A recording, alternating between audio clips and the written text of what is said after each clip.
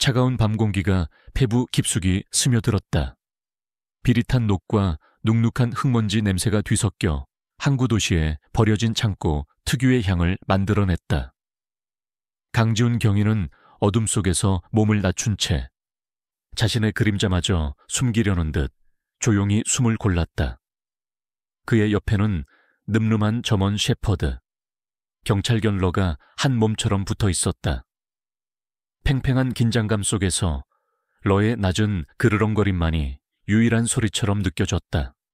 지훈은 러의 목덜미를 가볍게 쓸어주었다. 인간의 언어가 필요 없는 교감이었다. 괜찮아. 러, 곧 시작될 거야. 그의 손길에 담긴 메시지를 읽은 듯 러의 그르렁거림이 잦아들고 녀석의 황금빛 눈동자는 오직 앞쪽의 낡은 철문을 향한 채 흔들림 없었다. 저 문 너머에는 서울의 밤을 좀먹는 마약 유통 조직의 소굴이 있었다. 이번 작전은 단순했다. 몇 주간의 끈질긴 잠복과 정보 수집 끝에 얻어낸 결과였다. 내부 정보원에 따르면 오늘 밤 대규모 거래가 있을 예정이었다. 지훈의 팀은 거래 현장을 급습하여 조직원들을 일망타진할 계획이었다. 모든 것이 교본대로, 수없이 반복했던 훈련대로 흘러가야 했다. 지훈의 이어피스에서 지직거리는 소리와 함께 팀장의 나지막한 목소리가 들려왔다. 강 팀장, 3분 후 진입. 준비됐나? 준비 완료됐습니다. 지훈이 짧게 답했다. 그는 다시 한번 러와 눈을 맞췄다. 러는 단순한 경찰견이 아니었다. 녀석은 지훈에게 남겨진 유일한 과거의 편린이자 미래를 향한 약속이었다. 10년 전 바로 이런 어둡고 축축한 현장에서 순직한 아버지. 강태진 경감의 경찰견 맥스의 혈통을 그대로 이어받은 존재. 아버지는 전설적인 K9 수사관이었고 맥스는 그의 가장 충직한 파트너였다. 공식적인 사인은 작전 중의 불의의 사고. 하지만 지훈은 단 한순간도 그 발표를 믿지 않았다. 너무나 깔끔하게 종결된 사건 뒤에는 언제나 거대한 진실이 숨겨져 있기 마련이었다. 진입. 팀장의 명령이 떨어지기 무섭게. 특수 제작된 파쇄기가 창고의 철문을 굉음과 함께 찢어 발겼다. 지훈과 러는 한 덩어리가 되어 어둠 속으로 몸을 던졌다. 섬광탄이 터지며 시야를 하얗게 불태웠고 뒤이어 혼란에 빠진 조직원들의 고함과 욕설이 창고 안을 가득 메웠다. 움직이지 마. 손머리 위로 올려. 현장은 순식간에 아수라장이 되었다.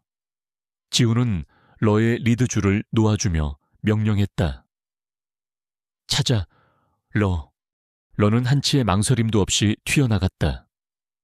녀석의 날카로운 후각과 훈련된 본능은 그 어떤 탐지 장비보다 정확했다. 러는 도주하려던 조직원 하나의 다리를 물어 넘어뜨렸고 다른 경찰들이 그를 제압하는 동안 이미 다음 목표물을 향해 달려가고 있었다. 지훈 역시 자신의 구역을 맡아 움직였다. 그는 차가운 눈으로 현장을 훑으며 총구를 겨눴다. 그의 움직임은 군더더기 없이 간결하고 효율적이었다. 10여 분이 흘렀을까. 상황은 빠르게 정리되었다. 대부분의 조직원들은 무력하게 체포되었고 현장에서는 상당량의 신종 마약과 현금 다발이 발견되었다.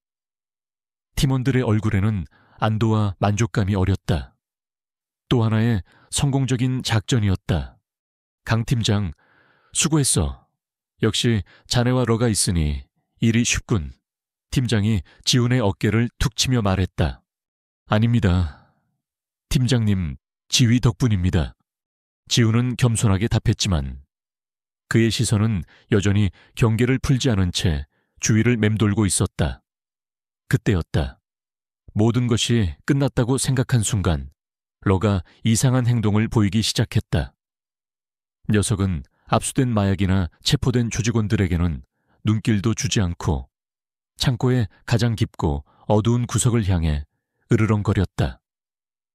털을 곤두선 채 녀석은 무언가 보이지 않는 적을 향해 경고하고 있었다. 리오, 이리 와. 지훈이 불렀지만 러는 요지부동이었다. 오히려 더욱 강하게 짖으며 지훈의 바짓가랑이를 물고 그쪽으로 끌어당기기 시작했다. 저 녀석 왜 저래? 다 끝난 거 아니었어? 한 팀원이 의아한 듯 물었다. 글쎄, 쥐라도 한 마리 발견했나 보지. 다른 팀원이 대수롭지 않게 웃어 넘겼다. 하지만 지훈은 그렇게 생각하지 않았다. 그는 러를 믿었다. 녀석의 본능은 단 한 번도 틀린 적이 없었다. 아버지의 사고 현장에서도 맥스는 마지막 순간까지 무언가를 필사적으로 알리려 했다고 했다. 하지만 당시 현장의 그 누구도 그 신호를 이해하지 못했다. 지훈은 같은 실수를 반복하고 싶지 않았다. 무슨 일이야? 러 지훈은 몸을 낮춰 녀석의 눈을 들여다보며 물었다. 러는 대답 대신 다시 한번 그 어두운 구석을 향해 코를 킁킁거리며 재촉했다. 지훈은 손전등을 꺼내들고 러가 이끄는 곳으로 천천히 발걸음을 옮겼다. 그곳은 오래된 폐자재와 버려진 컨베이어 벨트 조각들이 산더미처럼 쌓여있는 곳이었다. 역한 곰팡이 냄새와 먼지가 코를 찔렀다. 언뜻 보기에는 아무것도 없어 보였다. 아무것도 없잖아, 러. 그러나 러는 포기하지 않았다. 녀석은 거대한 폐기계 아래 낡은 나무 팔레트가 쌓인 곳으로 다가가 앞발로 바닥을 긁기 시작했다. 낑낑거리는 소리가 절박하게 들렸다. 지훈의 심장이 미묘하게 반응하기 시작했다. 단순한 쥐나 고양이 따위에 보일 반응이 아니었다. 마치 땅속 깊은 곳에서 울리는 무언가를 감지한 듯한 필사적인 몸짓이었다. 그는 동료에게 양해를 구하고 러가 가리키는 곳에 무거운 팔레트를 힘겹게 치워냈다. 그러자 눅눅한 흙바닥이 드러났다. 러는 더욱 맹렬하게 흙을 파헤쳤다. 지훈도 무릎을 꿇고 손으로 흙을 걷어내기 시작했다.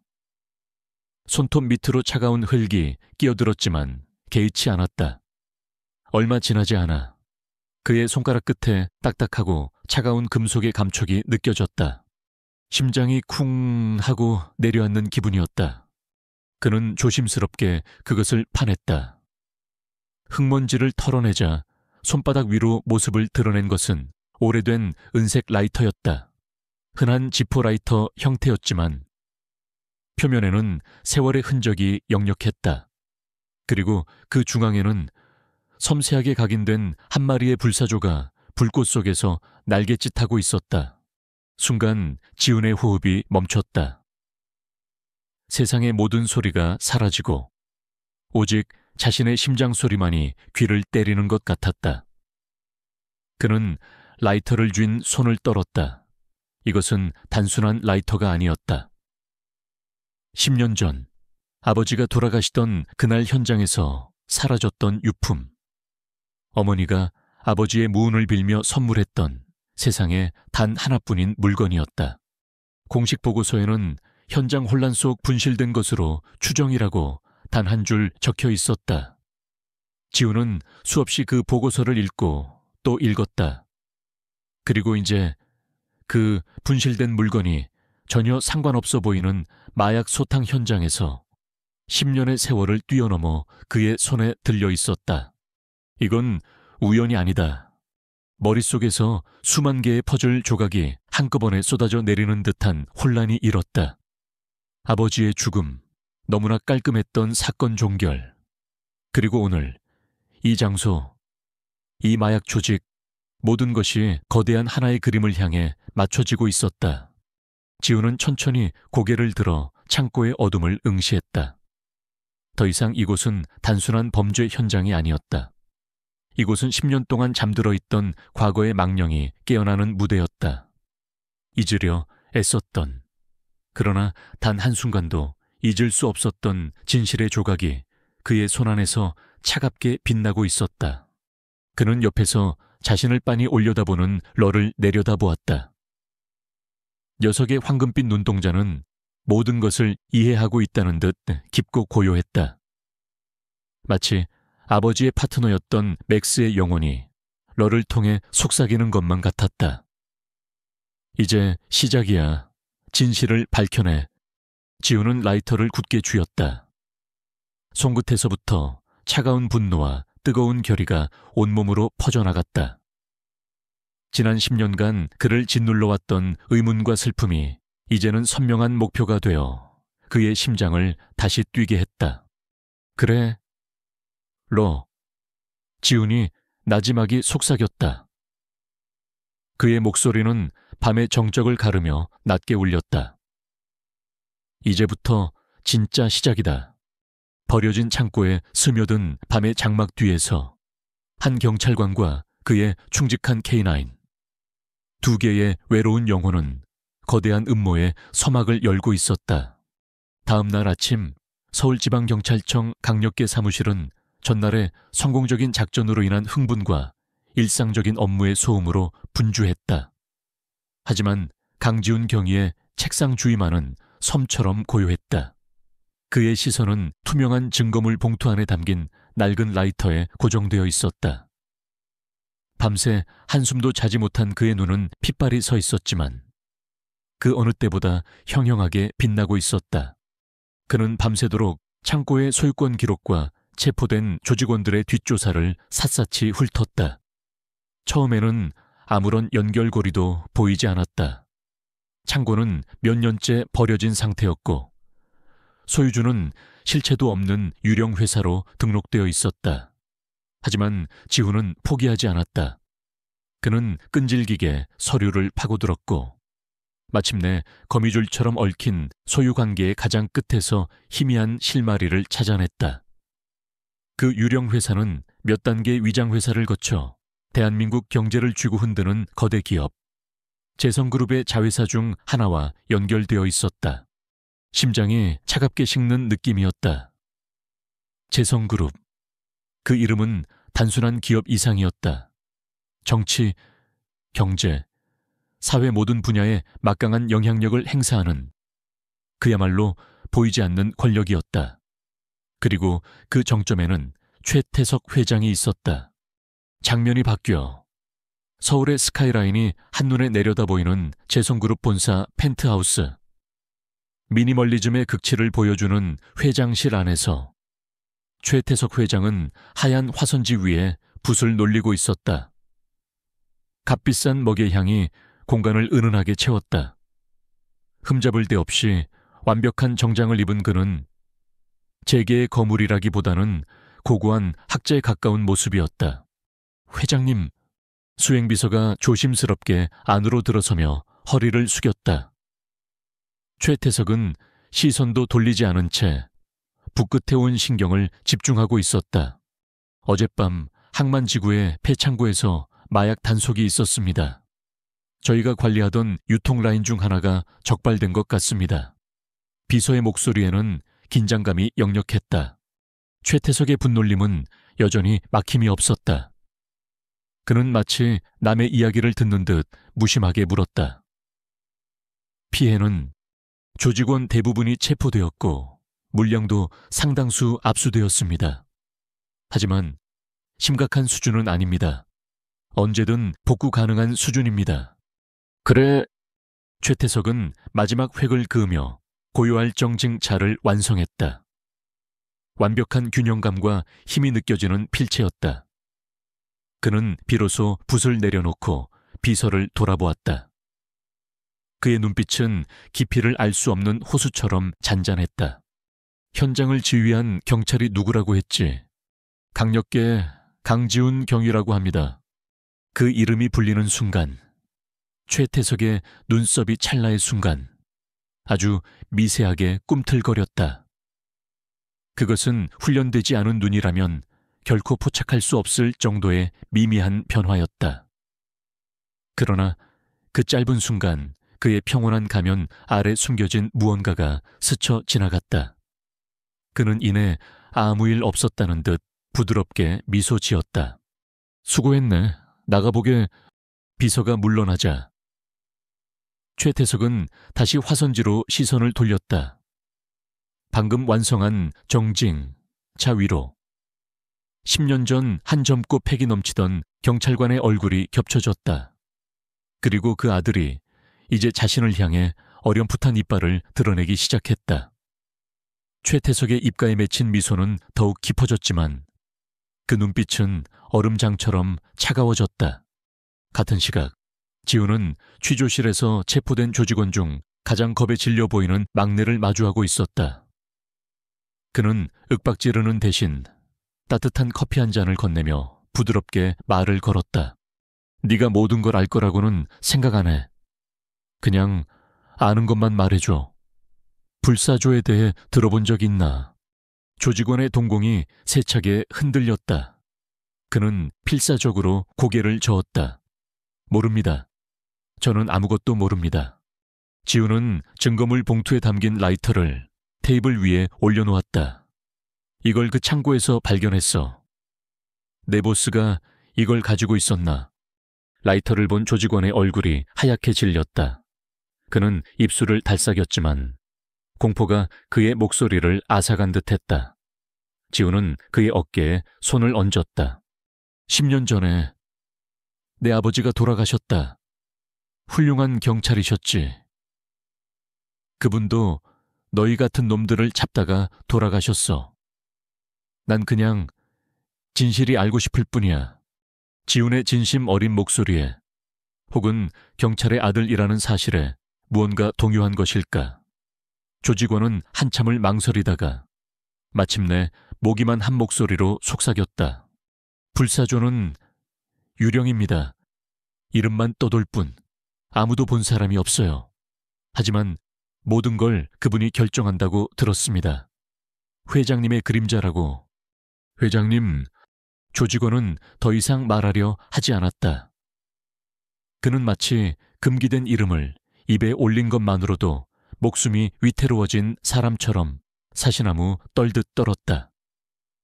하지만 지훈에게는 그것으로 충분했다. 라이터의 불사조 문양, 그리고 회장님이라는 단어, 모든 것이 재성그룹의 최태석을 가리키고 있었다. 지훈은 발견한 사실들을 정리하여 팀장에게 보고했다. 창구와 재성그룹의 연결고리, 불사조 문양이 새겨진 라이터, 그리고 조직원의 증언까지. 그는 이번 사건이 단순한 마약 사건이 아니라 10년 전 아버지의 죽음과 연결된 거대한 음모의 일부일 수 있다고 주장했다. 그러나 팀장의 반응은 냉담했다. 강 팀장, 자네 심정은 이해하지만 이건 너무 나간 추측이야. 증거가 너무 빈약해. 빈약하지 않습니다. 이 라이터가 바로 증거입니다. 낡은 라이터 하나랑 겁에 질린 마약 사범의 헛소리가 어떻게 증거가 되나. 최태석 회장이 어떤 사람인지 자네도 알 텐데. 대한민국을 움직이는 사람이야. 섣불리 건드렸다가 우리 팀 전체가 공중분해될 수도 있어. 지우는 물러서지 않았다. 그는 경찰서장을 직접 찾아갔다. 한때 아버지의 절친한 동료였던 서장이라면 자신의 말을 믿어줄 것이라 생각했다. 하지만 서장의 반응은 더욱 절망적이었다. 지훈아. 서장은 지훈의 이름을 부르며 깊은 한숨을 내쉬었다. 네 아버지 사건은 이미 10년 전에 종결됐어. 불의의 사고였고 우린 모두 그를 영웅으로 기억하고 있네. 이제 그만 아버지를 놓아드려라. 놓아드리라니요. 서장님까지 왜 이러십니까? 이건 명백한 음모입니다. 음모라니 자네가 지금 제정신인가 개인적인 감정 때문에 이성을 잃지 마. 자네는 경찰이야. 감정이 아니라 증거로 말해야 해. 당장 이 사건에서 손 떼. 마약 사건은 마약 수사대에 이관하고 자네는 근신하며 머리나 식히게. 서장의 사무실을 나온 지훈은 깊은 고립감에 휩싸였다. 자신을 지지해 줄 것이라 믿었던 사람들마저 등을 돌렸다. 아버지의 동료들은 진실을 외면하거나 혹은 거대한 권력 앞에서 두려움에 떨고 있었다. 아버지가 목숨 바쳐 지키려 했던 이 조직이 이제는 그의 죽음을 덮으려 하고 있었다. 배신감이 온몸을 찔렀다. 사무실로 돌아온 그는 무언가 위화감을 느꼈다. 책상 위 서류 파일 하나가 미세하게 비뚤어져 있었다. 아무것도 사라지진 않았지만 누군가 자신의 자리를 뒤졌다는 명백한 신호였다. 등골에 소름이 돋았다. 보이지 않는 손이 그의 목을 서서히 조여오고 있었다. 그는 사무실을 둘러보았다. 모두가 자신의 일에 몰두하고 있는 것처럼 보였지만 그 수많은 얼굴들 뒤에 어떤 가면이 숨어 있는지 알 수 없었다. 그날 오후 서장은 다시 지훈을 호출했다. 그의 목소리는 차갑고 단호했다. 자네에 대한 인사 조치가 결정됐다. 자네는 오늘부로 모든 수사에서 제외된다. 당분간은 민원실에서 근무하도록 해. 이건 명령 불복종에 대한 징계이자 자네를 보호하기 위한 조치야. 지훈아, 더 이상 파고들지 마. 제발, 그만해. 그것은 걱정을 가장한 마지막 경고였다. 지훈은 서장의 눈을 똑바로 쳐다보았다. 한때 존경했던 상사의 눈에서 그는 두려움과 체념을 읽었다. 그는 더 이상 아무 말도 하지 않고 조용히 경례를 하고 돌아섰다. 그날 밤 지훈은 자신의 작은 아파트에서 창밖의 도시 야경을 내려다보고 있었다. 그의 발치에는 러가 조용히 엎드려 주인의 혼란을 감지한 듯 그의 다리에 머리를 기댔다. 책상 위에는 여전히 불사조 라이터가 놓여 있었다. 그들은 자신의 사건을 빼앗고 총을 빼앗고 경찰로서의 자존심마저 빼앗으려 했다. 하지만 그들이 빼앗을 수 없는 것이 있었다. 바로 아들의 이름으로 진실을 밝히겠다는 굳은 결의였다. 사냥이 시작되었다. 하지만 이제 누가 사냥꾼이고 누가 사냥감인지 알 수 없게 되었다.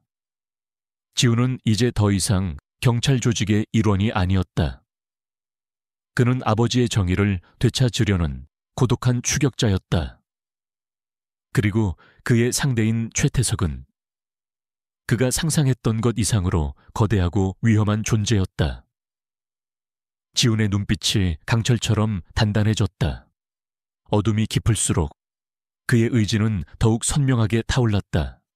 민원 봉사실의 공기는 강력계 사무실의 팽팽한 긴장감과는 전혀 달랐다. 층간소음 문제로 삿대질을 하는 이웃들, 잃어버린 고양이를 찾아달라며 우는 아이, 서류 양식을 물어보는 노인들. 강지훈은 기계적으로 그들을 응대하며 영혼 없는 미소를 띤 채 서류에 도장을 찍었다. 한때 서울청 최고의 강력계 형사로 불렸던 그의 현재 모습은 스스로에게도 낯설었다. 동료들은 그를 대놓고 피하거나 등 뒤에서 수군거렸다. 저 사람, 강경이 아니야. 최 회장을 건드리려다 저렇게 됐대. 쯧쯧, 아버지처럼 될 뻔했네. 그 모든 시선과 말을 묵묵히 견뎌내는 것이 그의 새로운 임무였다. 하지만 그들의 조롱은 지훈의 의지를 꺾지 못했다. 오히려 그의 결심을 더욱 단단하게 만들 뿐이었다. 낮에는 무기력한 민원 담당 경찰관이었지만 밤이 되면 그는 다시 굶주린 늑대로 돌아갔다. 그는 자신의 작은 아파트 벽 한 면을 거대한 수사보드로 만들었다. 아버지의 낡은 사진을 중앙에 붙이고 그 주위로 10년 전 사건 기록, 폐창고의 도면, 재성그룹의 관계도, 그리고 불사조 라이터 사진을 앞정으로 고정했다.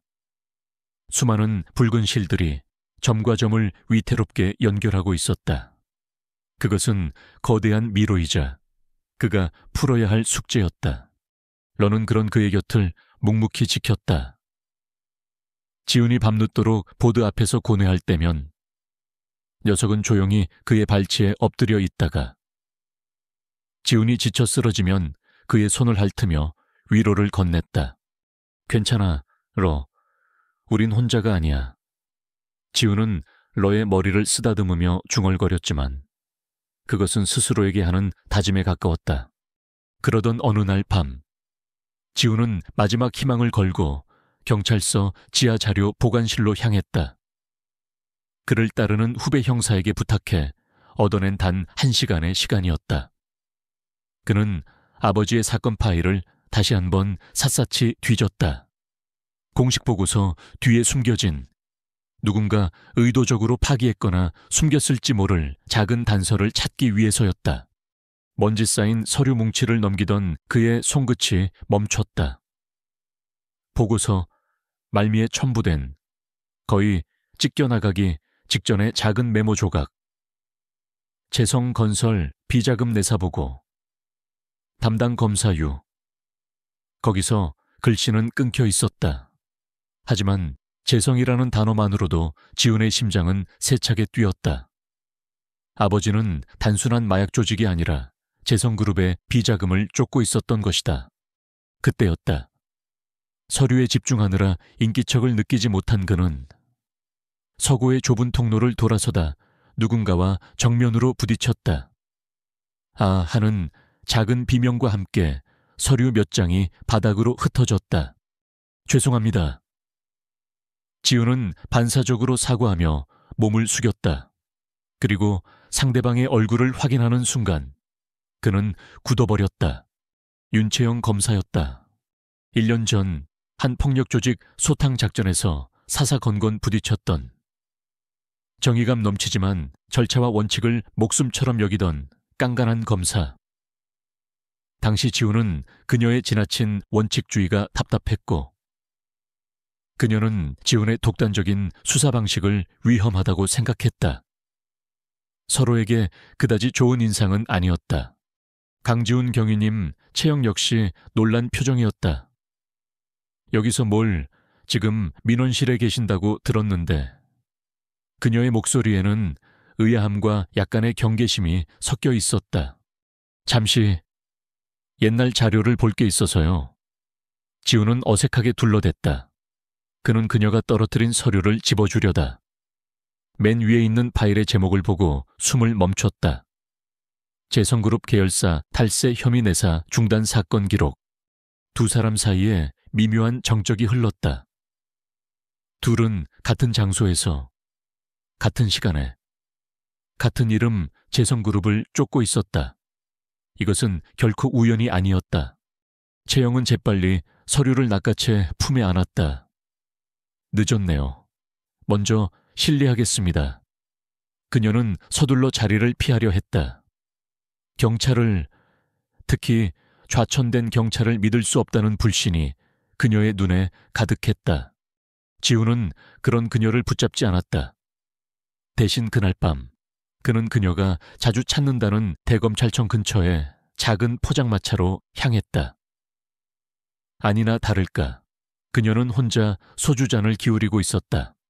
지훈이 맞은편에 앉자 채영은 미간을 찌푸렸다. 저를 따라오신 겁니까? 윤 검사님도 무언가 쫓고 계신 것 같아서요. 그리고 그게 저와 같은 목표일 거라는 확신도 들고요.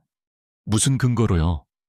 지훈은 말없이 주머니에서 증거물 봉투에 담긴 라이터를 꺼내 테이블 위에 올려놓았다. 이게 제 근거입니다. 채영은 라이터와 지훈의 얼굴을 번갈아 보았다. 지훈은 차분하게 이야기를 시작했다. 10년 전 아버지의 죽음, 최근에 마약소탕 작전에서 발견된 이 라이터, 그리고 그 모든 것이 재성그룹과 최태석 회장을 가리키고 있다는 사실까지.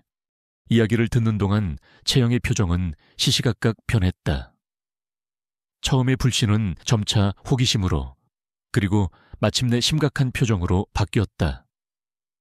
그녀 역시 몇 달째 최태석의 비자금을 추적하고 있었지만 검찰 내부에 보이지 않는 압력과 방해로 번번이 벽에 부딪히고 있었다. 그녀의 수사는 교착 상태에 빠져 있었다. 그 라이터가 정말 강경희님 아버님의 유품이라는 걸 증명할 수 있습니까? 제 어머니와 제가 증인입니다. 그리고 무엇보다 지훈은 잠시 말을 멈췄다가 채영의 눈을 똑바로 응시하며 말했다. 제 심장이 증명합니다. 윤 검사님, 최태석은 제 아버지를 죽였습니다. 그리고 검사님이 쫓는 비자금 사건은 그 살인의 동기였을 겁니다. 지훈의 목소리에는 흔들림 없는 확신이 담겨 있었다. 그 순간 채영은 깨달았다. 이 남자는 자신과 같은 종류의 인간이라는 것을, 진실을 위해서라면 모든 것을 걸 수 있는 무모하고 고집스러운 사람. 그의 아버지를 향한 그리움과 분노가 채영의 마음속 깊은 곳을 건드렸다. 그리고 그의 이야기는 그녀가 가지고 있던 퍼즐에 잃어버린 조각처럼 느껴졌다. 햇살이 눈부시게 쏟아지던 어느 가을 오후, 12살의 어린 지훈은 훈련장의 잔디밭에 앉아 아버지와 그의 파트너 맥스를 바라보고 있었다. 강태진 경감은 맥스에게 물품 탐지 훈련을 시키고 있었다.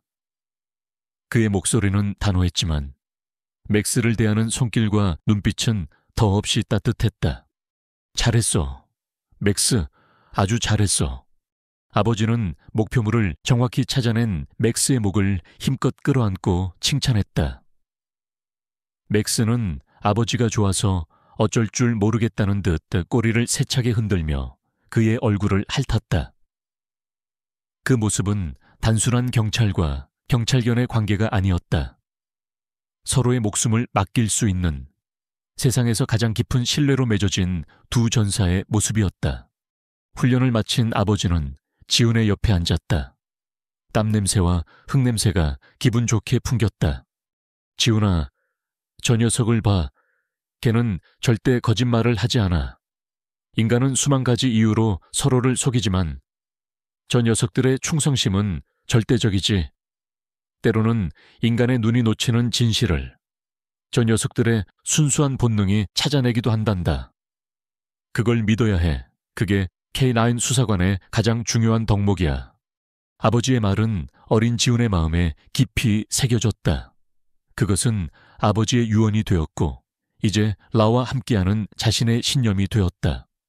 다시 현재 포장마차. 채영은 긴 침묵 끝에 결심한 듯 입을 열었다. 강경위님, 저는 법으로 말하는 사람입니다. 심증만으로는 아무것도 할 수 없어요. 하지만 경위님이 가진 정보와 제가 가진 정보가 합쳐진다면 어쩌면 이길 수 없는 싸움을 시작해볼 수는 있겠지요. 그녀의 눈빛이 달라져 있었다. 대신 조건이 있습니다. 모든 정보는 공유하고 모든 행동은 합의해 진행합니다. 그리고 절대 독단적으로 움직이지 마세요. 우린 유령과 싸우는 겁니다. 작은 실수 하나가 우리 모두를 위험에 빠뜨릴 수 있어요. 지훈은 고개를 끄덕였다. 좋습니다. 저도 검사님의 법적 지식과 정보 접근 권한이 필요합니다. 그렇게 두 사람의 위험한 동맹이 시작되었다. 그들은 각자 자신의 방식으로 거대한 성벽을 공략하기 시작했다. 채영은 과거 종결된 재성그룹 관련 사건 파일들을 다시 검토하며 법적인 허점을 찾았고, 지훈은 아버지의 낡은 수첩에 적힌 옛 정보원들을 찾아다니며 밑바닥의 소문을 긁어모았다. 그날 밤 지훈의 아파트 수사보도에는 새로운 사진 하나가 추가되었다. 윤채영 검사의 사진이었다. 그리고 그녀의 사진과 지훈의 사진 사이를 희미하지만 분명한 실선 하나가 연결했다. 불가능해 보였던 거대한 미로 속에서 마침내 첫 번째 동반자를 찾았다. 지훈은 발치에서 잠든 러를 내려다보았다. 어둠 속에서 희미한 희망의 빛이 보이기 시작했다. 이제 더 이상 혼자가 아니었다. 돌아갈 다리는 불탔고 앞에는 무엇이 기다릴지 모르는 위험이 도사리고 있었다. 하지만 그들은 함께 첫걸음을 내디뎠다. 밤이 깊도록 윤채영의 작은 오피스텔에서는 스탠드 불빛 하나만이 꺼지지 않고 있었다. 강지훈과 윤채영은 며칠째 서류 더미와 씨름하고 있었다.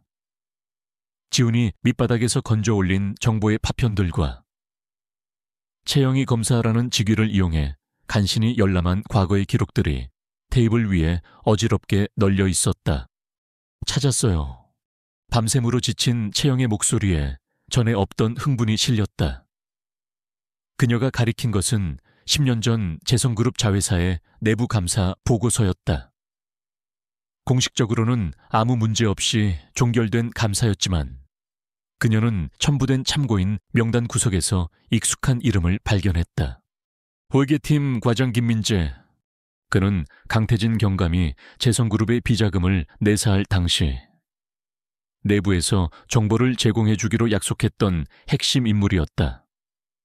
하지만 강 경감이 사망한 직후 그는 알 수 없는 이유로 갑자기 해고되었고 그 후로 종적이 묘연했다. 지훈의 뇌리를 스치는 기억이 있었다. 어릴 적 아버지가 통화하며 몇 번인가 나지막이 읊조렸던 이름. 김 과장만 움직여주면 되는데 바로 그 김민재였다. 그는 단순한 증인이 아니었다. 최태석의 제국을 무너뜨릴 수 있는 살아있는 증거 그 자체였다. 그는 우리가 찾는 스모킹 건이에요. 지훈의 눈빛이 날카롭게 빛났다. 두 사람은 밤새 그의 행적을 추적했다. 그는 이름까지 바꾸고 서울에서 아주 멀리 떨어진 작은 해안가 마을에서 조용히 살고 있었다. 완벽한 은둔 생활이었다. 10년간 그를 짓눌렀을 공포의 무게가 느껴졌다. 내일 당장 찾아가죠. 조심스럽게 접근해야 해요. 그가 우리를 믿게 만드는 게 관건입니다. 채영이 말했다. 제가 가겠습니다. 아버지를 아는 사람이니 제게는 마음을 열지도 모릅니다. 마침내 거대한 어둠을 뚫고 한 줄기 빛이 보이는 듯했다. 수년간의 의문과 분노가 해결될 결정적인 돌파구가 눈앞에 있었다. 그날 밤 두 사람은 오랜만에 희망이라는 감정을 품은 채 잠시 눈을 붙였다. 하지만 그 희망은 하룻밤 사이에 산산조각 났다.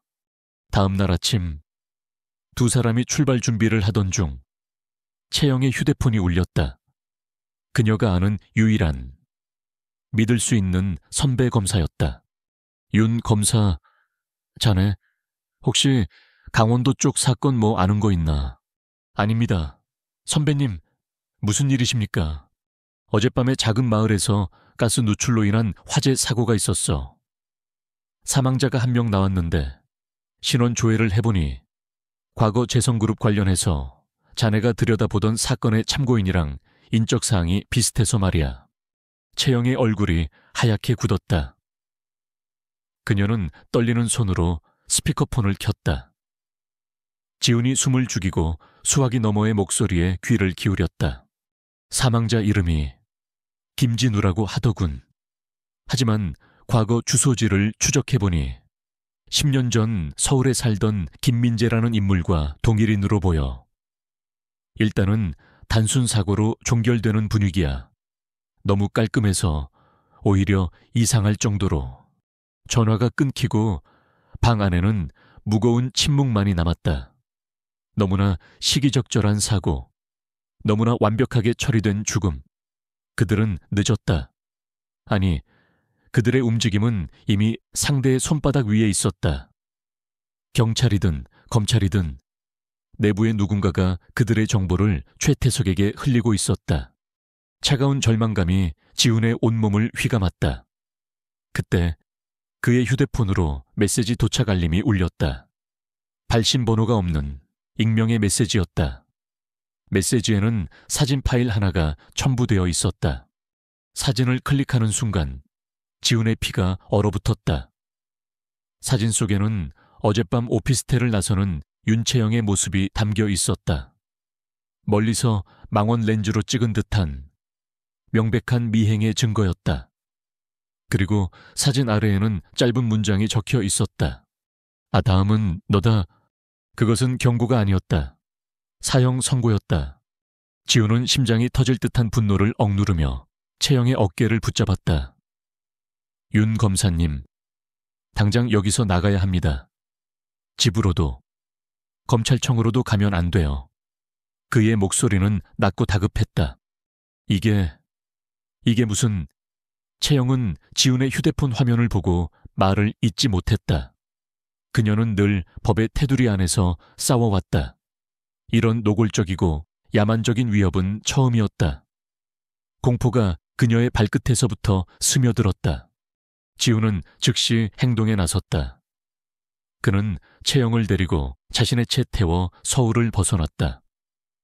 그는 더 이상 이 싸움이 자신의 아버지에 대한 복수만이 아님을 깨달았다. 무고한 사람이 죽었고 이제 자신의 파트너가 다음 목표가 되었다. 이 모든 것이 자신 때문에 벌어진 일이라는 죄책감이 그의 어깨를 짓눌렀다. 몇 시간을 달려 도착한 곳은 인적 드문 곳에 위치한 작은 펜션이었다. 지훈이 비상시를 대비해 마련해둔 은신처였다. 오늘 밤은 여기서 지내십시오. 제가 아는 한 가장 안전한 곳입니다.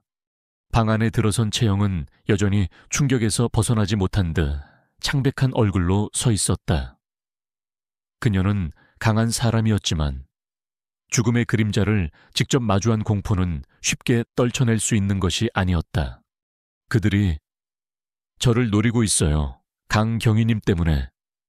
그녀의 목소리가 가늘게 떨렸다. 아닙니다. 저 때문이 아니라 우리가 진실에 너무 가까이 다가갔기 때문입니다. 지훈은 그녀의 눈을 똑바로 바라보며 말했다. 그들이 우리를 두려워하기 시작한 겁니다.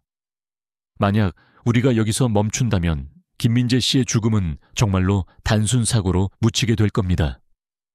그의 죽음을 헛되게 만들 수는 없습니다. 지훈의 단호한 목소리가 채영의 마음을 파고들었다. 그녀는 흔들리는 눈으로 지훈을 보았다. 그의 눈 속에서 그녀는 자신과 같은 분노와 슬픔, 그리고 결코 꺾이지 않을 의지를 보았다. 두려움이 서서히 분노로 바뀌기 시작했다. 맞아요. 채영이 주먹을 꽉 쥐었다.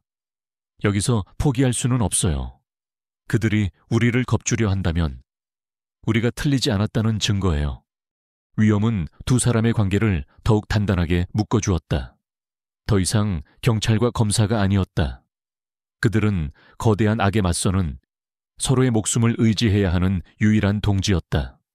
그들은 다시 처음으로 돌아가 아버지의 유품을 샅샅이 뒤졌다. 최태석의 부하들이 모든 증거를 없애기 전에 그들보다 한 발 앞서 다음 단서를 찾아야 했다. 시간과의 싸움이었다. 밤이 깊어졌다. 지훈은 채영이 잠든 것을 확인하고 조용히 밖으로 나왔다. 러가 그의 옆에 바싹 붙어 앉았다. 그는 펜션 주위를 둘러싼 어둠을 경계하며 담배에 불을 붙였다. 이제 그는 추격자인 동시에 보호자가 되어야 했다. 채영을 지키는 것, 그것이 진실을 밝히는 것만큼이나 중요한 임무가 되었다. 그는 멀리서 들려오는 밤벌레 소리를 들으며 굳게 다짐했다. 아버지, 보고 계십니까? 저는 절대 포기하지 않습니다. 당신의 명예를 위해서, 그리고 제 곁에 있는 사람들을 위해서라도. 차가운 밤 공기 속에서 그의 결심은 더욱 차갑게 타올랐다. 이제 수세에 몰린 쪽은 그들이었다. 다음 수는 반드시 그들이 먼저 두어야 했다. 그리고 그 수는 결정적이어야만 했다. 시간은 모래알처럼 손가락 사이로 빠져나갔다. 은신처에서의 하루하루는 팽팽한 긴장감과 답답한 무력감의 연속이었다. 김민재의 죽음 이후 모든 단서는 끊겼다. 강지훈과 윤채영은 거대한 벽 앞에 선 것처럼 막막했다. 그들이 할 수 있는 일은 이미 수십 번도 더 검토한 낡은 자료들을 뒤적이며 혹시 놓친 것이 없는지 확인하는 것뿐이었다. 더 이상 이렇게 있을 수만은 없어요. 채영이 초조한 듯 말했다. 제가 너무 오래 자리를 비우면 위에서도 의심할 겁니다. 어떻게든 움직여야 해요. 하지만 움직이는 순간 우린 표적이 됩니다. 지금은 놈들도 우리를 찾고 있을 겁니다. 지훈이 답했지만 그의 목소리에도 자신감은 없었다. 그날 밤 지훈은 깊은 절망감에 휩싸였다. 그는 아버지의 유품이 담긴 작은 상자를 열었다. 낡은 수첩, 빛바랜 가족 사진 몇 장, 그리고 그의 손으로 되찾은 불사조 라이터. 이것이 아버지가 남긴 전부였다. 아버지를 위해 모든 것을 걸었지만 결과는 동료의 죽음과 파트너의 위험뿐이었다. 실패했다는 자책감이 그의 심장을 무겁게 짓눌렀다. 그는 상자 바닥에 깔려있던 누렇게 변색된 낡은 지도를 무심코 꺼내 펼쳤다. 그저 아버지가 현장 출동 시에 쓰던 평범한 지도 중 하나라고 생각했다. 바로 그 순간이었다. 지훈의 발치에서 곤히 잠들어 있던 러가 벌떡 몸을 일으켰다. 녀석은 곧장 지훈의 무릎 위에 놓인 지도로 다가와 코를 박고 킁킁거리기 시작했다. 처음에는 단순한 호기심인 줄 알았다. 하지만 러의 행동은 점점 격렬해졌다. 녀석은 낮은 신음소리를 내더니 이내 짧고 날카롭게 짖기 시작했다. 평소에는 좀처럼 흥분하지 않는 녀석의 명백한 이상 행동이었다. 러, 왜 그래? 지훈이 녀석을 진정시키려 했지만 러는 그의 손길을 피하며 앞발로 지도의 한 부분을 거칠게 긁었다. 마치 그곳에 무언가 있다고, 제발 좀 봐달라고 절규하는 듯 했다. 지훈과 채영은 서로를 마주보았다. 두 사람의 얼굴에 의혹과 긴장감이 동시에 스쳤다. 지훈은 러가 가리키는 곳으로 시선을 돌렸다. 그것은 항만지구의 지도였다. 최근 마약 조직을 소탕했던 바로 그 지역, 그리고 러의 발톱이 찢어놓을 듯 가리키고 있는 곳에는 붉은색 동그라미와 함께 7이라는 숫자가 적혀 있었다. 제7 창고. 지훈의 등줄기를 따라 차가운 전율이 흘렀다. 그는 떨리는 손으로 아버지의 사건 파일을 뒤졌다. 그리고 확인하는 순간 그의 호흡이 멎었다. 강태진 경감의 시신이 마지막으로 발견된 장소, 공식 보고서에 적힌 바로 그 주소였다. 세상에, 채영이 나지막이 탄식했다. 두 사람은 램프 불빛 아래로 지도를 가져가 면밀히 살폈다. 언뜻 보기에는 평범한 지도였지만 러의 행동은 분명 무언가가 있음을 말해주고 있었다. 채영의 날카로운 눈이 지도의 격자문의 옆에 희미하게 남아있는 연필 자국을 발견했다. 이것 좀 보세요. 그냥 점 같지만 자세히 보면 숫자예요. 그것은 마치 암호처럼 보였다. 지훈은 문득 어릴 적 아버지가 가르쳐 주었던 숫자 치환 암호를 떠올렸다. 부자 후찌 사이에 비밀놀이 같은 것이었다. 근 올느는 휘. 그는 떨리는 마음으로 아버지의 암호 체계를 숫자에 대입하기 시작했다. 숫자들은 하나의 문장으로 조합되었다. 불사조는 둥지 아래 진실을 품는다. 퍼즐의 마지막 조각이 맞춰지는 순간이었다. 불사조는 최태석, 둥지는 그가 가장 안전하다고 믿는 장소, 즉 범죄의 시작점이자 자신의 승리를 상징하는 바로 그곳. 제7 창고였다. 아버지는 살해당하기 직전 최후의 증거를 그곳에 숨기고 아들인 자신만이 알아볼 수 있는 암호를 지도에 남긴 것이었다. 하지만 환희는 잠시였다. 곧이어 끔찍한 진실이 그들의 뒤통수를 내리쳤다. 이건 함정이야. 지훈이 차갑게 말했다. 최태석은 우리가 이 지도를 가지고 있다는 걸 알고 있어. 김민재를 죽이고 우리에게 경고를 보낸 건 우리를 이곳으로 유인하기 위한 거였어. 이곳은 증거가 숨겨진 장소인 동시에 우리의 무덤으로 준비된 무대야. 모든 것이 설명되었다. 그들은 최태석의 거대한 각본 위에서 노란하고 있었다. 방 안에는 무거운 침묵이 흘렀다. 채영이 먼저 입을 열었다. 그녀의 목소리는 법조인으로서의 이성을 되찾고 있었다. 자살 행위예요. 함정인 걸 알면서 들어가는 건 미친 짓이에요. 이 지도를 근거로 정식으로 수색 영장을 청구해야 해요. 시스템을 이용해야 합니다. 시스템은 이미 썩었습니다. 지훈이 단호하게 반박했다. 영장은 기각될 겁니다. 그 사이에 최태석은 증거를 옮기고 모든 흔적을 지우겠죠. 이건 우리의 처음이자 마지막 기회입니다. 더 이상 물러설 곳도 없어요. 하지만 혼자가 아닙니다. 지훈은 자신의 곁을 지키는 러를 내려다보았다. 그리고 이건 제가 끝내야 할 싸움입니다. 아버지가 제게 남기신 마지막 숙제니까요. 채영은 그의 눈을 보았다. 그곳에는 슬픔도 두려움도 아닌 모든 것을 걸기로 결심한 자의 고요한 광기가 서려 있었다. 10년 전 그의 아버지도 저런 눈빛으로 마지막 현장에 갔을 것이다. 그녀는 더 이상 그를 말릴 수 없음을 깨달았다. 대신 그녀는 결단을 내렸다. 경위님 말이 맞아요. 하지만 당신을 혼자 죽게 내버려 두진 않겠어요. 그녀는 자신의 휴대폰을 집어들었다. 제가 가진 모든 인맥과 권한을 사용해서 믿을 수 있는 팀을 준비시키겠어요. 현장 근처에서 대기하고 있을 겁니다. 경위님이 안에서 증거를 찾고 신호를 주세요. 제가 당신의 퇴로를 확보하겠습니다. 그것은 그녀가 할 수 있는 최선의 도박이었다. 두 사람은 마지막 계획을 세웠다. 지훈이 제7 창고로 잠입해 증거를 확보하고 최대한 소란을 피워 놈들의 시선을 끈다.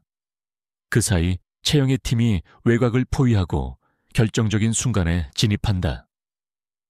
성공 확률은 희박했지만 다른 방법은 없었다. 밤은 칠흑같이 어두웠다.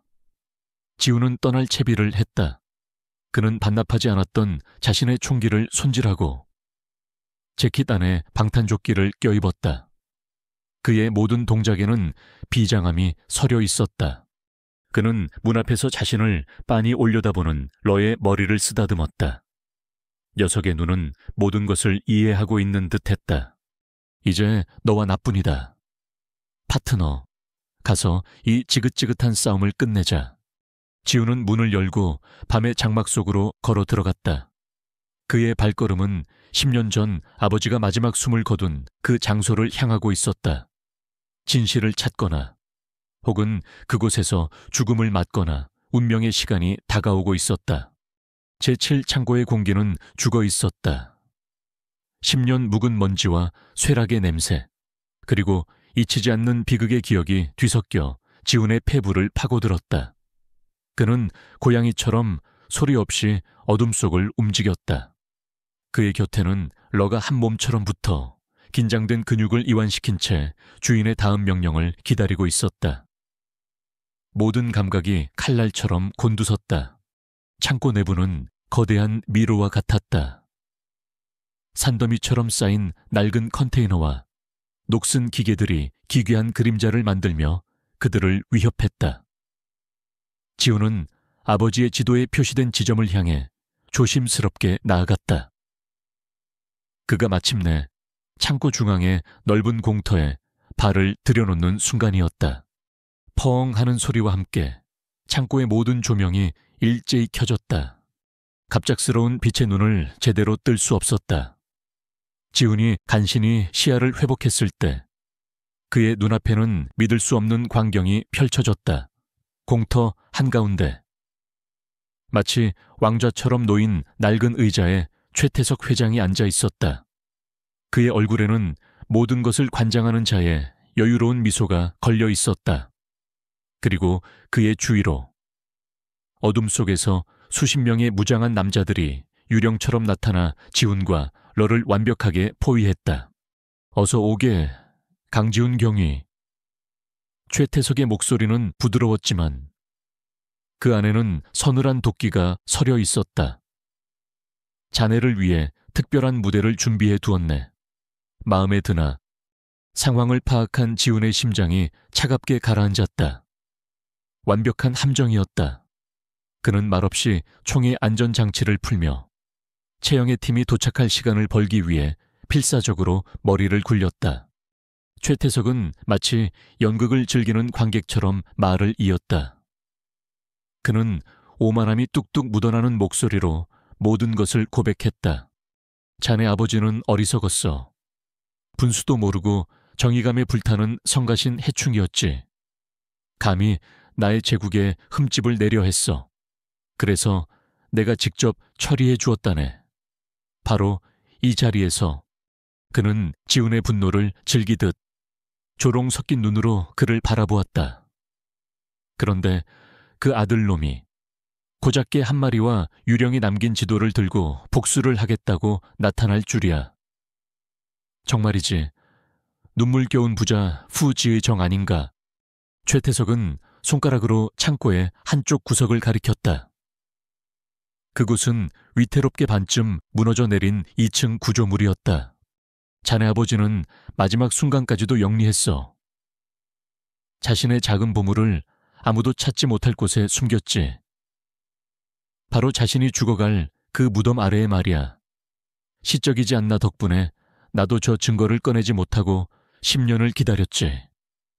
섣불리 건드렸다간 모든 게 무너져 내릴 테니.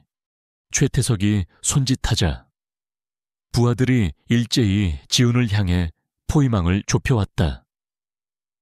더 이상 시간을 끌 수 없었다. 지훈은 몸을 날리며 총을 발사했다. 총성이 창고 안을 찢었다. 순식간에 2명의 부하를 쓰러뜨렸지만 수적으로 절대적인 열세였다. 탕! 옆구리를 스치는 극심한 고통과 함께 지훈의 몸이 균형을 잃고 쓰러졌다. 그의 손에서 총이 떨어져 나가 차가운 콘크리트 바닥을 굴렀다. 최태석은 천천히 의자에서 일어나 승리자의 모습으로 지훈에게 다가왔다. 그는 지훈의 총을 발로 걷어차고 자신의 권총을 꺼내 그의 머리에 겨누었다. 부전자전이라더니 내 놈의 마지막도 내 아비와 똑같구나. 잘 가게. 강지훈. 죽음의 그림자가 지훈을 덮쳤다. 모든 것이 끝났다고 생각한 바로 그 순간이었다. 크르르르, 으르렁. 지금까지 주인의 곁에서 조용히 상황을 지켜보던 러가 야수와 같은 포효를 터뜨렸다. 하지만 녀석은 최태석에게 달려들지 않았다. 대신 모두의 예상을 깨고 화살처럼 튀어나가 무너져 내리는 2층 구조물을 향해 달려갔다. 저게 쏴! 부하들이 당황하며 총을 쐈지만 러의 움직임은 그보다 빨랐다. 녀석은 사람이 도저히 통과할 수 없는 위태로운 잔해 더미 사이에 좁은 틈으로 주저없이 몸을 던졌다. 쿵! 하는 소리와 함께 먼지와 파편들이 비처럼 쏟아져 내렸다. 저 미친 개가 대체 뭘 하는 거야? 최태석이 당황하여 소리쳤다. 잠시 후 모두가 숨을 죽이고 지켜보는 가운데 먼지 더미 속에서 러가 다시 모습을 드러냈다. 녀석의 입에는 작은 방수 철제 상자가 물려 있었다. 10년간 오직 러와 같은 특별한 후각만이 감지할 수 있었던 강태진 경감의 희미한 채취가 묻어있는 바로 그 증거물이었다. 러는 위태로운 구조물 끝에 서서 피를 흘리는 주인을 향해 마지막 힘을 다해 짖었다. 그 눈빛에는 오직 주인에 대한 절대적인 충성심만이 가득했다. 녀석은 입에 물고 있던 상자를 지훈이 있는 방향으로 힘껏 던졌다. 쨍그랑 상자가 콘크리트 바닥에 부딪히는 소리와 함께 또 다른 총성이 창고를 울렸다. 탕! 개에게 허를 찔렸다는 분노에 휩싸인 최태석이 쏜 총알이었다. 깨갱하는 비명과 함께 러의 몸이 허공에서 힘없이 추락했다. 충직한 전사는 마지막 임무를 완수하고 피를 흘리며 쓰러졌다. 러의 처절한 비명은 밖에서 대기하던 채영의 팀에게 보내는 신호탄이었다. 바로 그 순간 창고 밖에서 수십 개의 경광등이 번쩍이고 날카로운 사이렌 소리가 밤의 정적을 갈기갈기 찢어놓았다. 전세는 역전되었다. 최태석과 그의 부하들은 예상치 못한 상황에 완전히 허를 찔렸다. 레어, 지우는 파트너의 비명에 이성을 잃었다. 옆구리의 고통도 잊은 채 그는 슬픔과 분노로 뒤섞인 원시적인 포효를 내지르며 최태석에게 달려들었다. 총을 든 최태석과 맨몸의 지훈 사이에 처절한 육탄전이 벌어졌다. 쾅 창고의 철문이 뜯겨져 나가며 완전 무장한 경찰 특공대가 눈사태처럼 밀려 들어왔다. 움직이지 마. 총 버려 경찰이다. 현장은 순식간에 아수라장이 되었다. 하지만 승패는 이미 결정나 있었다. 최태석의 제국은 그의 눈앞에서 무너지고 있었다. 지우는 마지막 남은 힘을 다해 최태석의 팔을 꺾고 그를 제압했다. 10년간 이어진 질긴 악연의 끝이었다. 모든 것이 끝났다. 지우는 자신의 상처는 아랑곳하지 않고 쓰러져 있는 러를 향해 비틀거리며 기어갔다. 그의 충직한 파트너는 희미한 숨을 몰아쉬고 있었다. 핏물이 녀석의 검은 털을 붉게 적시고 있었다. 지우는 러의 머리를 무릎에 뉘고 터져 나오는 눈물을 참지 못했다. 잘했어. 러, 정말 잘했어. 내 친구, 미안하다. 미안해. 러는 마지막 힘을 다해 주인의 손을 핥았다. 고맙다고. 괜찮다고 말하는 것 같았다. 그리고 가쁜 숨을 한번 길게 내쉬더니 녀석의 황금빛 눈동자는 서서히 빛을 잃었다. 요란한 사이렌 소리와 사람들의 외침이 멀어져 갔다. 지훈의 세상에는 오직 쓰러진 영웅과 나누는 비통한 침묵만이 남았다. 정의를 위한 값비싼 대가는 그렇게 치러졌다. 병원 침대 시트의 바삭한 감촉이 비현실적으로 느껴졌다. 강지훈은 천장의 하얀 무늬를 멍하니 바라보고 있었다. 옆구리의 통증은 진통제 덕분에 희미했지만 심장을 도려내는 듯한 통증은 그 어떤 약으로도 마비시킬 수 없었다. 러의 마지막 눈빛. 마지막 온기가 그의 모든 신경을 지배하고 있었다. 정신이 좀 들어요. 윤채영이 그의 곁을 지키고 있었다. 그녀의 얼굴에는 안도와 깊은 슬픔이 함께 어려 있었다. 지우는 천천히 고개를 끄덕였다. 상자는 여기 있어요. 채영은 그의 손에 작은 방수 철제 상자를 쥐어주었다. 이 안에 모든 게 들어있었어요. 경윤님 아버님이 최태석과 나눈 마지막 대화가 담긴 녹음기, 그리고 재성그룹의 모든 비자금 내역과 정관계 로비 장부가 담긴 USB까지 완벽한 증거예요. 러가 목숨과 맞바꾼 진실의 무게가 그의 손안에서 무겁게 느껴졌다. 그날 이후 세상은 뒤집혔다. 대한민국을 움직이던 거대 기업 재성그룹의 총수 최태석이 10년 전 경찰관 살해 및 천문학적 규모의 비자금 조성 혐의로 긴급 체포되었다는 뉴스는 모든 언론의 헤드라인을 장식했다. 러가 목숨을 걸고 증거를 찾아낸 극적인 이야기는 영웅 경찰견 레오라는 이름으로 전국에 알려졌다.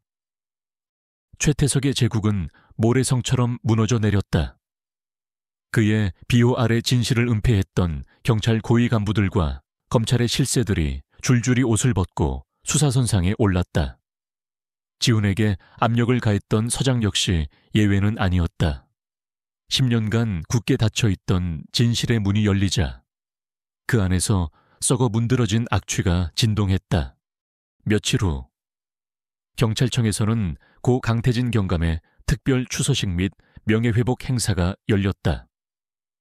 10년간 불의의 사고로 묻혀있던 그의 죽음은 마침내 순직으로 정정되었고 대한민국 경찰이 받을 수 있는 최고의 훈장이 추서되었다. 경찰청장은 공식적으로 지훈과 그의 가족에게 고개를 숙여 사죄했다. 지훈은 붕대를 감은 몸으로 단상에 올라 아버지를 대신해 훈장을 받았다. 수많은 카메라 플래시가 터졌지만 그의 얼굴에는 아무런 감정도 드러나지 않았다. 그는 그저 텅 빈 눈으로 허공을 응시할 뿐이었다. 조직은 아버지의 명예를 회복시켜 주었지만 그 과정에서 자신을 지켜준 유일한 파트너를 앗아갔다. 그는 복직 권유를 정중히 거절했다. 상처를 치유할 시간이 필요했다. 그로부터 며칠 뒤 지훈은 경찰견 추모공원을 찾았다. 그곳에는 러를 위한 작은 비석이 세워져 있었다. 그는 비석 앞에 러가 가장 좋아했던 낡은 테니스공과 이 모든 여정의 시작이었던 불사조 라이터를 나란히 내려놓았다. 그 자리에 함께한 것은 윤채영뿐이었다. 지훈은 차가운 비석을 어루만지며 마침내 참아왔던 눈물을 터뜨렸다. 영웅으로서가 아니라 가족을 잃은 슬픔이었다. 자신의 모든 것을 이해해주고 마지막 순간까지 자신을 지켜주었던 세상 유일한 친구를 향한 통곡이었다. 채영은 아무 말 없이 그의 곁에 서서 그의 어깨를 가만히 감싸주었다. 그 침묵의 위로가 그 어떤 말보다 더 깊게 지훈의 마음에 와 닿았다. 1년의 시간이 흘렀다. 계절이 몇 번 바뀌고 세상의 소음도 점차 잦아들었다. 추모공원은 따스한 봄 햇살 아래 평화로웠다. 강지훈은 나란히 서 있는 두 개의 비석 앞에 서 있었다. 아버지 강태진 경감, 그리고 그의 옆에 나란히 자리한 충직한 파트너러. 그의 얼굴에는 더 이상 과거의 그늘이 서려 있지 않았다. 깊은 슬픔은 여전히 남아 있었지만 그 위로 잔잔한 평화가 흐르고 있었다.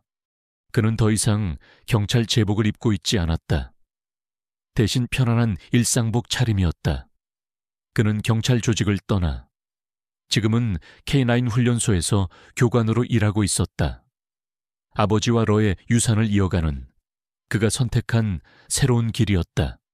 오래 기다렸어요. 익숙한 목소리에 그가 돌아보았다. 국화꽃 한 다발을 든 윤채영이 미소 지으며 다가오고 있었다. 지난 1년간 두 사람은 서로에게 가장 큰 의지가 되어주었다. 위험한 동지에서 시작된 관계는 이제 그보다 훨씬 더 깊고 단단한 무언가로 변해 있었다. 아니, 방금 왔어. 지훈도 부드럽게 미소 지었다. 두 사람이 나란히 서서 비석을 바라보고 있을 때였다. 저쪽 훈련소에서 작은 강아지 한 마리가 튀어나와 그들을 향해 달려왔다. 아직 몸도 제대로 가누지 못하는 어린 점원 shepherd 강아지였다. 녀석은 아장아장 달려오더니 지훈의 바짓가랑이를 물고 장난을 치기 시작했다. 훈련소 소장이 웃으며 다가왔다. 이 녀석 또 말썽이군. 강 교관님. 이 녀석이 러가 마지막으로 남기고 간 새끼입니다. 아비의 눈을 똑 닮았지 뭡니까? 지훈은 천천히 몸을 숙여 강아지와 눈을 맞췄다. 호기심 가득한 까만 눈동자가 그를 올려다보고 있었다. 녀석은 마치 오래전부터 알았다는 듯 지훈의 얼굴을 핥기 시작했다. 그 순간 지훈의 얼굴에 아주 오랜만에 진심에서 우러나오는 따뜻한 미소가 번졌다. 그는 조심스럽게 강아지를 품에 안았다. 작지만 따뜻한 생명의 온기가 그의 가슴으로 전해졌다. 채영이 그의 곁으로 다가와 그의 어깨에 부드럽게 손을 얹었다. 이 아이 이름은 정했어요. 지훈은 품에 안긴 강아지를 내려다보았다. 녀석은 그의 품이 좋은지 꼬리를 살랑거리고 있었다. 희망이라고 지을까 해. 희망이라고. 과거의 아픔은 결코 사라지지 않을 것이다. 아버지에 대한 그리움과 러를 향한 미안함은 평생 그의 마음에 남아있을 터였다. 하지만 이제 그는 그 기억들을 안고 앞으로 나아갈 힘을 얻었다. 지훈과 채영, 그리고 그의 품에 안긴 작은 희망. 세 사람은 따스한 봄 햇살 속에서 한참 동안 함께 서 있었다. 비극 속에서 피어난 새로운 가족이었다. 시간과 사랑이 상처를 치유하고 용감한 영혼들의 유산은 그렇게 또 다른 시작을 향해 이어지고 있었다. 폭풍이 지나간 자리에는 고요하고 눈부신 아침이 밝아오고 있었다.